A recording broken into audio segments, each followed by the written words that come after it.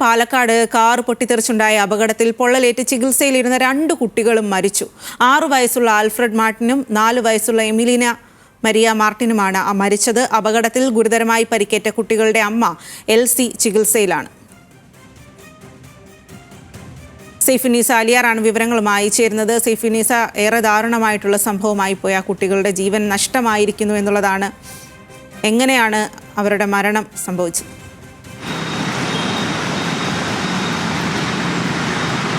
സ്വാതി, ഇന്നലെ ഇവരുടെ വീട്ടുമുറ്റത്ത് തന്നെ ഉണ്ടായിരുന്ന ഒരു കാർ പൊട്ടിത്തെറിച്ചാണ് അപകടം ഉണ്ടായത്. അമ്മ കാർ സ്റ്റാർട്ട് ചെയ്ത ഉടനെ പൊട്ടിത്തെറിക്കുകയായിരുന്നു എന്നാണ് ഈ കുട്ടികളും നൽകിയിരിക്കുന്ന മൊഴി. ഇന്നലെ തന്നെ പാലക്കാട് സ്വകാര്യ ആശുപത്രിയിൽ ചികിത്സ നൽകിയ ശേഷം ഈ കുട്ടികളെ 3 പേരെയും അമ്മയെയും 4 പേരെയും എറണാകുളം മെഡിക്കൽ സെൻറ്റർ ആശുപത്രിയിലേക്ക് എത്തിച്ചിരുന്നു. ഇതിൽ ഈ എൽസിയുടെ ഏറ്റവും ഇളയ 2 മക്കളാണ് ഇപ്പോൾ മരിച്ചിരിക്കുന്നത്.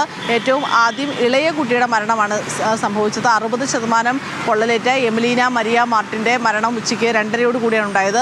അതിനുശേഷം 3/4 മണിക്കൂറിൻ്റെ വ്യത്യാസത്തിൽ 3:15 കൂടി രണ്ടാമത്തെ മകനായ ആൽഫ്രഡ് മാർട്ടിൻ്റെയും മരണം സ്ഥിരീകരിക്കുകയായിരുന്നു.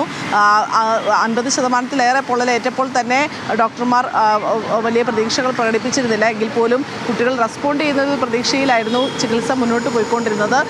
60% പൊള്ളലാണ് ഈ ആദ്യം മരിച്ച എമിലിയ മരിയ മാർട്ടിനുണ്ടായത്. പിന്നീട് 75% പൊള്ളലേറ്റ ആൽഫ്രഡ് മാർട്ടിനും ഇവർ രണ്ടുപേരുമാണ് മരണം സംഭവിച്ചിരിക്കുന്നത്. ഇവരുടെ ഏറ്റവും മൂത്തൊരു സഹോദരിയുണ്ട്, അലീനയും ഇവിടെ എറണാകുളം മെഡിക്കൽ സെൻറ്റർ ആശുപത്രിയിൽ ICU ചികിത്സയിൽ കഴിയുകയാണ്. പക്ഷേ ഈ കുട്ടി അതീവ ഗുരുതരാവസ്ഥയിലല്ല, അവസ്ഥ പിന്നെ മറികടന്നിട്ടുണ്ട് എന്നുള്ളതാണ് അപ്പോൾ മനസ്സിലാകുന്നത്. എൽസിക്ക് 45% പൊള്ളലേറ്റാണ് ഏറ്റിരുന്നത്. പിൻഭാഗത്ത് നിന്നാണ് ഈ തീ പടർന്നത്. അതുകൊണ്ട് തന്നെ ഈ കാറിൻ്റെ ഏറ്റവും പിന്നിലാണ് ഈ 3 കുട്ടികൾ വരുന്നത്.